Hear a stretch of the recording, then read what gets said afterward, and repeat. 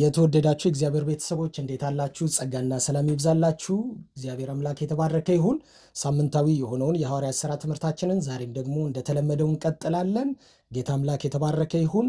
ዛሬ ከሐዋርያት ሥራ ምዕራፍ 4 ከቁጥር 36 እስከ ምዕራፍ 5 ቁጥር 11 ላይ ያለውን ድረስ እንመለከታለን ማለት ነው።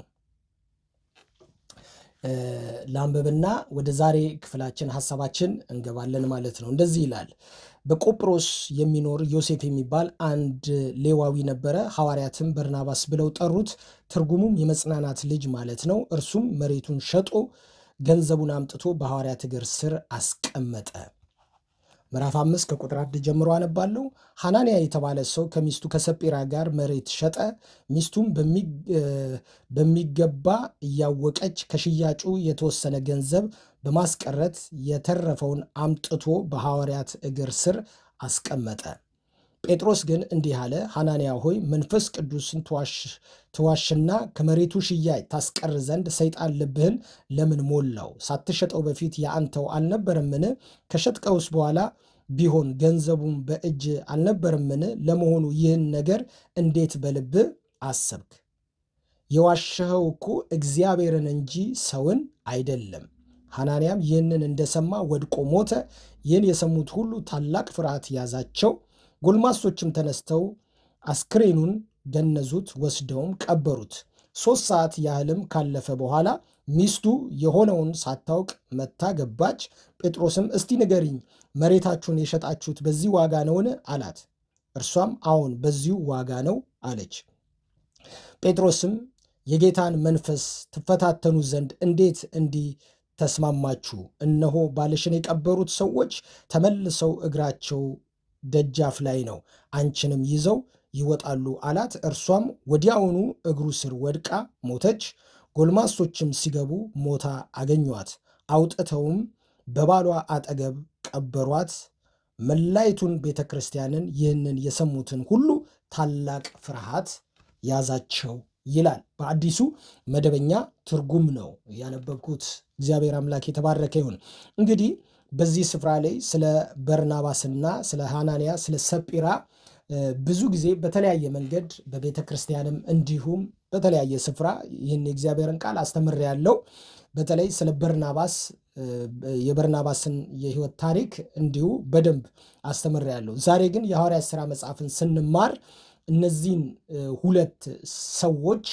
ሁለት ሰዎች ስል ባልና ሚስቶቹንና በርናባስን በማነጻጸር ነው የምንማረው ማለት ነው። በዚህ ክፍል ውስጥ ማለት ነው እንደምንመለከተው ሁለቱም በሐዋርያት የአገልግሎት መስመር ውስጥ የገቡ ሰዎች ናቸው። በሐዋርያት የአገልግሎት መስመር ውስጥ ስላችሁ በሐዋርያት የሚሰሩትን የትንሣኤውን ኃይል ለመስራት ተበረታተውና ተነሳስተው የመጡ ሰዎች ናቸው።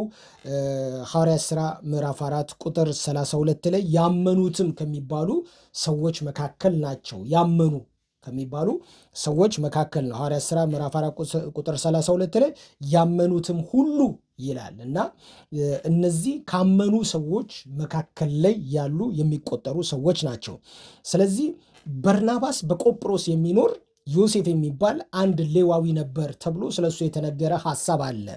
ይሄ ሰውዬ ያለውን መሬቱን ሁሉ ሽጦ አምጥቶ በሐዋርያት እግር ስር አስቀመጠ ይላል። በሐዋርያት እግር ስር አስቀመጠ። ሐዋርያትም ደግሞ ይህንን ሰውዬ ስሙን ቀይረውለት በርናባስ የነበረውን ስም ዮሴፍ የነበረውን ስም በርናባስ በሚል ስም ቀየሩለት። እናትና አባቱ ያወጡለት ሌዋዊ ናቸው። በርናባስ የሚለውን ሳይሆን ዮሴፍ የሚለውን ስም ያወጡለት።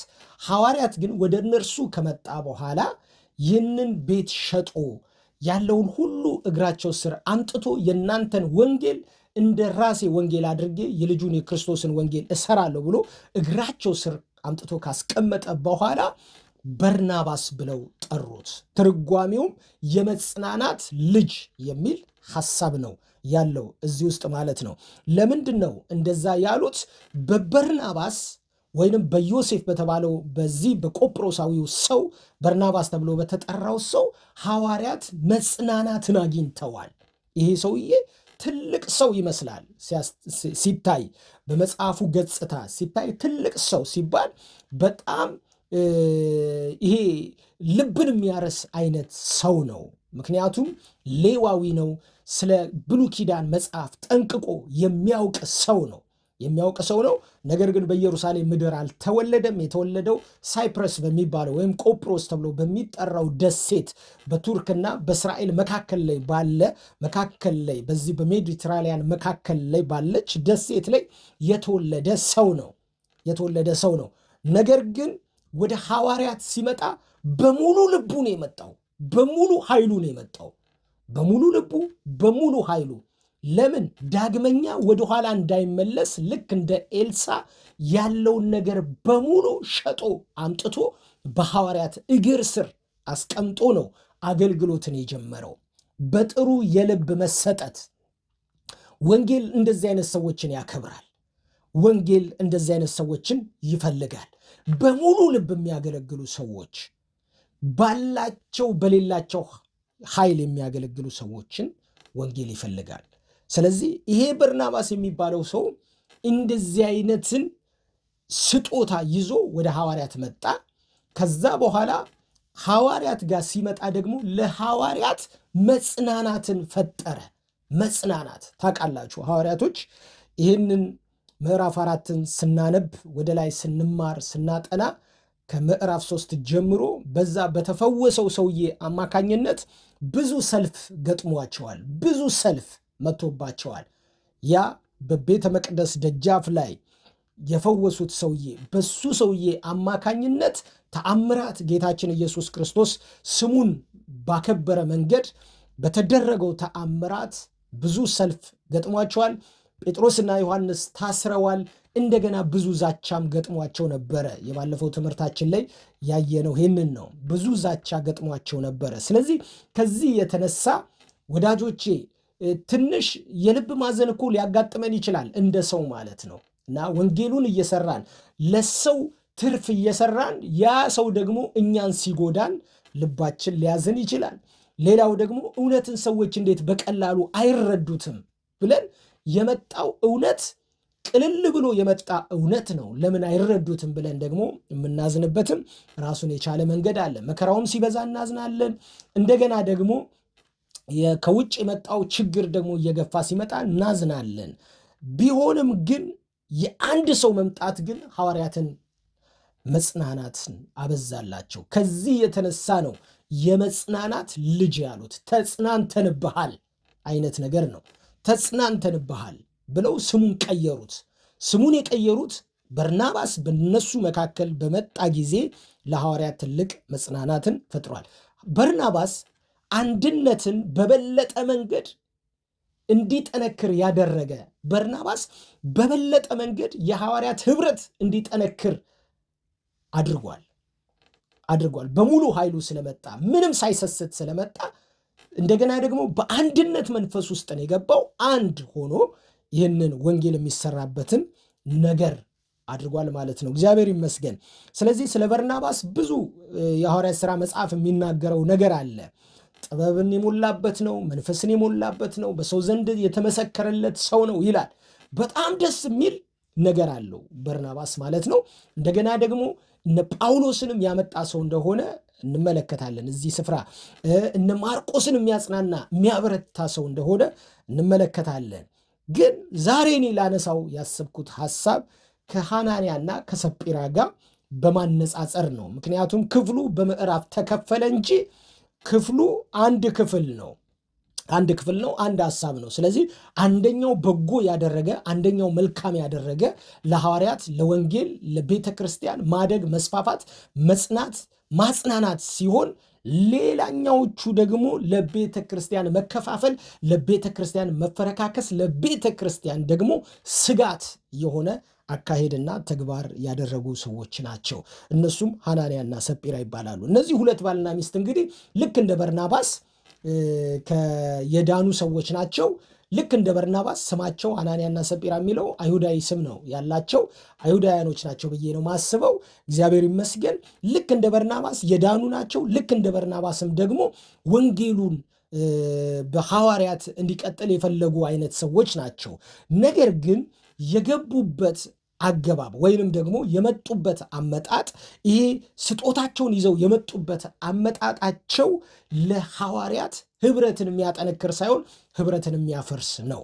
ምክንያቱም ቅድም እንዳነበብነው በዚህ በሐዋርያት ሥራ ምዕራፍ 4 ቁጥር 32 ላይ ያመኑትም ሁሉ በአንድ ልብና በአንድ ሐሳብ ተስማምተው ነበረ ይልና ያላቸውንም ሁሉ የጋራ ነበር እንጂ የራሱ የሆነውን ሀብት እንኳን እንደግሉ የሚቆጥር ማንም አልነበረም ይላል። እዚህ ቦታ ላይ ማንም አልነበረም፣ የራሴ ነው የሚል ግላዊ እሳቤ ያለው በሐዋርያትም መካከል በደቀ መዛሙርትም መካከል በዳኑትም መካከል እንደዚህ አይነት ነገር የለም ነበረ። ነገር ግን ምዕራፍ 5 ላይ ይሄ ክስተት ተከሰተ፣ ግለኝነት ተከሰተ። ምክንያቱም ይሄ ማለት ምን ማለት ነው? የነ ጴጥሮስ አገልግሎት ወዳጄ አንድ ቀን ሊቆም ይችላል። ስለዚህ የራሳችንን የሆነውን ጥሪታችንን ግማሹን ማስቀረት ነው ዋናው ዓላማ የሚል ሐሳብ ይዘው መጡ ማለት ነው። ያ ማለታቸው መልካም ነበረ፣ እንደዛ ቢሉ ጥሩ ነበር። ነገር ግን መንፈሳቸው ትክክል አልነበረም። መንፈሳቸው ከሐዋርያት የወጣ ነበረ። መንፈሳቸው ከአንድነት የወጣ ነበር። መንፈሳቸው አንድነትን የሚገረስስ አካሄድ ነበረው። ይሄ በሐዋርያት መካከል ያለውን አንድነት የሚለውን ነገር የሚገረስስ አካሄድ ነበረው። ምክንያቱም አናንያም ሰጲራም ስለዚህ ግማሽ ካስቀሩ በርናባስም መብቱ ነው። ስለዚህ ምን ማለት ነበረበት? በርናባስ አይ እነሱ የሰጡት ግማሽ ነው፣ እኔም ግማሽ ነው የምሰጠው ማለት ይችል ነበረ። ታውቃላችሁ፣ ይሄን አይነት መንፈስ የሚፈጥር ይሄ መርዝ የሆነ አስተሳሰብ ነው። አንዳንድ ሰዎች በቤተ ክርስቲያን ውስጥ በወንጌል ሂደት ውስጥ መርዝ የሆነ ሐሳብ ያላቸው ሰዎች አሉ። ነገር ግን በሆነ በጽድቅ ቃል የተከለለ በጽድቅ ቃል የተሸፈነ የሚመስል ስናያቸው ክርስቲያን ናቸው፣ ስናያቸው ሰጪ ናቸው፣ ገንዘብ ሰጪ ይመስላሉ። ውስጡ ግን መርዝ ነው ወዳጆቼ። የሐዋርያትን አንድነት የሚያፈርስ የሐዋርያትን አካሄድ በቃ ዲስትሮይ የሚያደርግ አካሄድን ያላቸው ሰዎች አሉ። እዚህ ቦታ ላይ የምንመለከተው ለዛ ነው። ስለዚህ ጴጥሮስ ያንን ገንዘብ አምጥቶ አናንያ ልክ ሲሰጠው ምን ይለዋል? ስለምን መንፈስ ቅዱስን ታታልላለህ አለው። ስለምን መንፈስ ቅዱስን ታታልላለህ አለው። አያችሁ፣ ለምን? በራሱ ገንዘብ። አሁ በራሱ ገንዘብ ግን ምንድን ነው? እግዚአብሔር የሞቲቭ አምላክ ስለሆነ ሞቲቭን የሚመለከት ስለሆነ አይታችኋል። ገንዘብን አይደለም ልብን ነው የሚያየው። ኪስን አይደለም ልብን ነው የሚያየው እግዚአብሔር።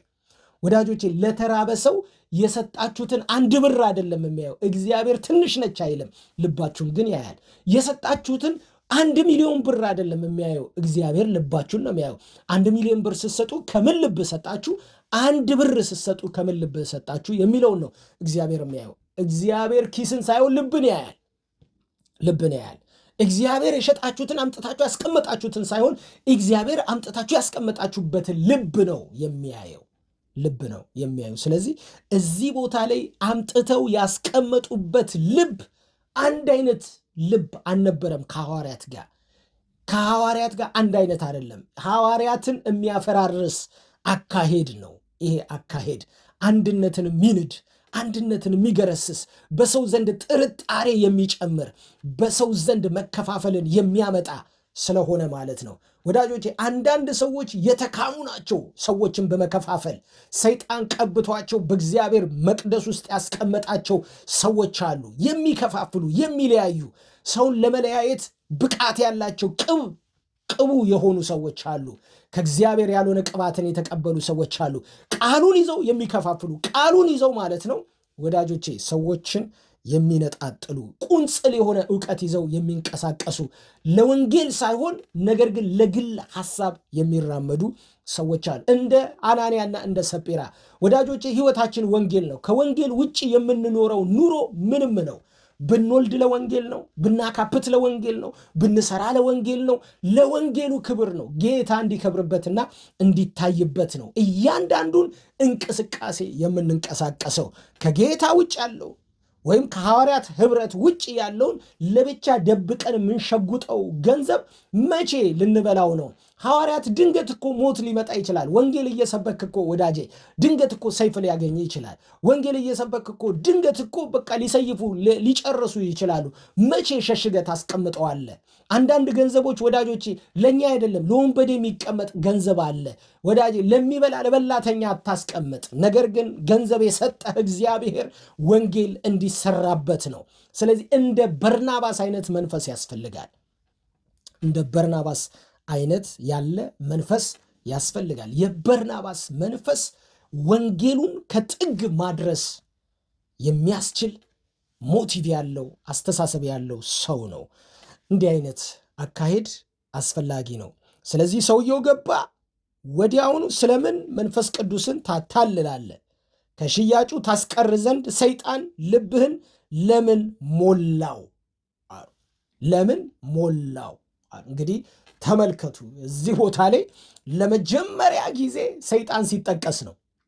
ለመጀመሪያ ጊዜ ሰይጣን ሲጠቀስ ነው በዚህ ቦታ ላይ በሐዋርያት ሥራ መጽሐፍ ውስጥ ማለት ነው። በሐዋርያት ሥራ መጽሐፍ ውስጥ አይ ቲንክ ለመጀመሪያ ጊዜ አሊያም ደግሞ ለሁለተኛ ጊዜ ነው የሚሆነው። እዚህ ቦታ ላይ ለሁለተኛ ጊዜ ወይ ለመጀመሪያ ጊዜ ነው እዚህ ቦታ ላይ ሰይጣን ሲጠቀስ። ምናልባት ምዕራፍ 1 ላይ በይሁዳ ልብ ውስጥ ያስገባውን ሐሳብ ሰይጣን ስለሆነ ማለት ነው። እና ተመልከቱ እንግዲህ ለሰይጣን እድል ፈንታ ያለው ልብ፣ ለሰይጣን ስፍራ ያለው ልብ ወዳጆቼ፣ እዚህ ጋር የእግዚአብሔር ልብ አለ፣ የኢየሱስ ልብ አለ፣ የወንጌል ልብ አለ፣ የትንሣኤ ልብ አለ። ሰዎች ይዘውት ሊሄዱ የሚገባው መንፈስ ቅዱስ የሚደሰትበት ልብ አለ እዚህ ጋር ያለ። እዚህ ጋር ግን ሰይጣን ደግሞ የራሱን የሆነ ቦታና ስፍራ ይፈልግ ነበረ። አናንያና ሰጲራን አገኘ። ይህንን የክርስቶስን ትንሣኤ በምንም ሰይጣን ሊያስቆም አይችልም። በምንም ደግሞ ሊገታው አይችልም። በምንም ደግሞ በሞት ቢል፣ በስደት ቢል፣ በእስር ቢል በምንም ሊያስቆመው አይችልም። ሰይጣን ግን አሁን ስትራቴጂ ቀይሶ መጣና በአናንያና በሰጲራ ልብ ውስጥ መጣ ማለት ነው። አያችሁ፣ ጴጥሮስ ያንን ነው ያየው፣ ሰይጣኑን ነው ያየው በዛ ውስጥ። ስለምን ሰይጣን በልብህ ይህንን ነገር አስገባ አለው። ስለዚህ አንተ የእግዚአብሔር ከሆንክ የእግዚአብሔር ነህ፣ የሰይጣን አይደለህም። በአንድ አካል ላይ ሁለት ጌታ አይጠቀምም። ስለዚህ ሐዋርያት የክርስቶስ ናቸው። ክርስቶስ ነው የሚሰራባቸው፣ ክርስቶስ ነው የሚጠቀምባቸው። ምን ነው አናንያ፣ ምን ነው ሰጲራ ለሰይጣን ክፍተት ሰጣችሁ? ለሰይጣን ቦታ ምን ነው ሰጣችሁ? ምን ነው ሰጣችሁ? ይሄ ነው እንግዲህ ሰይጣን በአናንያና በሰጲራ ልብ ውስጥ መጥቶ የሐዋርያትን አንድነት ለማፍረስ፣ የሐዋርያትን አንድነት ለመበተን ይህንን ስትራቴጂ ተጠቅመዋል። ነገር ግን የእግዚአብሔር መንፈስ በጴጥሮስ አማካኝነት ምላሹን መልሷል። እንግዲህ እግዚአብሔር ሲመልስ በምን እንደሚመልስ አይታወቅም። የወደፊቱን የሚያውቅ እሱ ስለሆነ ስለዚህ እዚህ ቦታ ላይ የመለሰው ምላሹ አጸፋዊው ምላሽ አናንያንም በመጣል ነው፣ በመግደል ነው። እንደገና ሰጲራም ደግሞ ከ3 ሰዓት በኋላ ስትገባ በመጣል በመግደል ነው። ለምን? በዛ ጊዜ በነበረችው ቤተ ክርስቲያን ላይ ታላቅ ፍርሃት ሆነ ይላል። እንግዲህ ተመልከቱ ፍጻሜው፣ የዚህ ነገር መቋጫውን ስትመለከቱ ቀጥታ የነበረውን ሲቹዌሽን ይወስድና ቤተ ክርስቲያኒቱ ላይ ያመጣና ታላቅ ፍርሃት ሆነ ይላል። አናንያና ሰጲራ በመሞታቸው ታላቅ ፍርሃት ሆነ ይላል። ተመልክታችሁታል። ይሁላችሁ ልክ እንደዛ ሁሉ ማለት ነው ያደረጉትም ነገር ከሽያጩ ከፍለው ያስቀሩትም ነገር ዝም ቢባል ኖር ማለት ነው ቀጥታ ቤተ ክርስቲያኒቱ ላይ ሄዶ ታላቅ መከፋፈልን ይፈጥር ነበረ። ታላቅ መከፋፈል ይፈጥር ነበር። ስለዚህ እግዚአብሔር መንፈስ ቅዱስ አስቀድሞ አዋቂ ስለሆነ ይሁላችሁ ቤተ ክርስቲያን ጉዞዋን ከምታቆም፣ የሐዋርያት አገልግሎት ጉዟቸው ከሚቆም እንደ በርናባስ ያሉ ሰዎች እንዲቀጥሉ፣ ወደፊት እንዲሄዱ፣ እንደ ሐዋርያት ያሉ ሰዎች ወደፊት እንዲቀጥሉ፣ እንዲሁም ደግሞ ንጹሕ ልብ ያላቸው ሰዎች ወደፊት እንዲቀጥሉ ለወንጌል እንቅፋት የሆነውን እዚህ ጋር የተደረገውን ድርጊት ኢሚዲየትሊ መንፈስ ቅዱስ አጸፋዊ ምላሽ ሲመልስ እንመለከታለን ማለት ነው። ስለዚህ ቁጥር 6 ጎልማሶችም ተነስተው አስክሬኑን ገነዙት፣ ወስደውም ቀበሩት። 3 ሰዓት ያህልም ካለፈ በኋላ ሚስቱ የሆነውን ሳታውቅ መታ ገባች።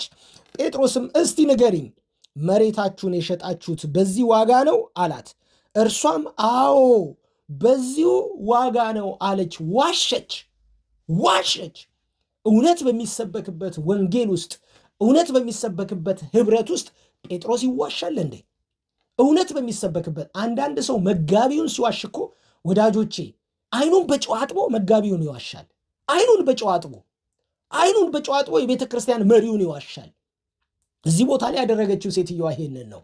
አይኗን በጨው አጥባ አዎ የሸጥነው በዚህ ዋጋ ነው አለች። በዚህ ዋጋ ነው አለች። አያሽ ምን አይነት እንደው አንዳንድ ጊዜ የውሸትም አይነት አለው ይላሉ አባቶቻችን። ዋሽቶ ማስታረቅ ይላሉ። ሞቲቭ ማስታረቅ ስለሆነ ማለት ነው። እሱም አይመከርም። እዚህ ቦታ ላይ ያለው ግን አሸመጣጠጥ ሽምጥጥን ያደረገችው ሽምጥጥ አድርጋ ክዳ አዎ በዚህ ዋጋ ነው የሸጥነው አለች። ውሸት ነው ይሄ። ውሸት በሐዋርያት ወንጌል ውስጥ አይገኝም። ውሸት በሐዋርያት ወንጌል ውስጥ የለም። የሐዋርያት ወንጌል የኢየሱስ ወንጌል ነው። ትንሣኤው በሚወራበት ቦታ ላይ ውሸት እኮ ትንሣኤውን የኢየሱስን ትንሣኤ የሚከድ ነው ውሸታም። ኢየሱስ አልተነሳም ብሎ የሚናገር ነው ውሸታም ማለት ነው። ያንን በውሸት መደገፍ አያስፈልግም ወዳጆቼ።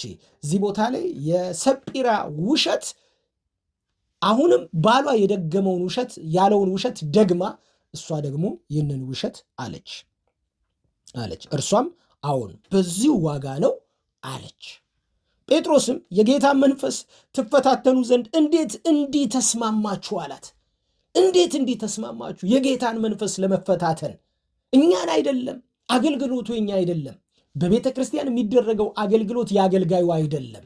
በቤተ ክርስቲያን የሚደረገው አገልግሎት የመጋቢው አይደለም። አገልግሎቱ የትንሣኤው ባለቤት የናዝሬቱ የኢየሱስ ነው። አገልግሎቱ የአብ ነው፣ የወልድ ነው፣ የመንፈስ ቅዱስ ነው። አገልግሎቱ መንፈስ ቅዱስን ስለምን ታልሉታላችሁ? እንዴትስ በእንዲህ አይነት መንገድ ተስማማችሁ አላት። በእንዲህ አይነት መንገድ እንዴትስ ተስማማችሁ? ሰው ለመዋሸት ይስማማል። የክርስቶስን መንግሥት ለማፍረስ ይስማማል። የሐዋርያትን አንድነት ለማፍረስ ይስማማል ሰው። ይሄ እዚህ ጋር የተከሰተው ይሄ ነው። እንግዲህ ይሄንን አንድነት ለማፍረስ ዋሽተው ተስማሙ።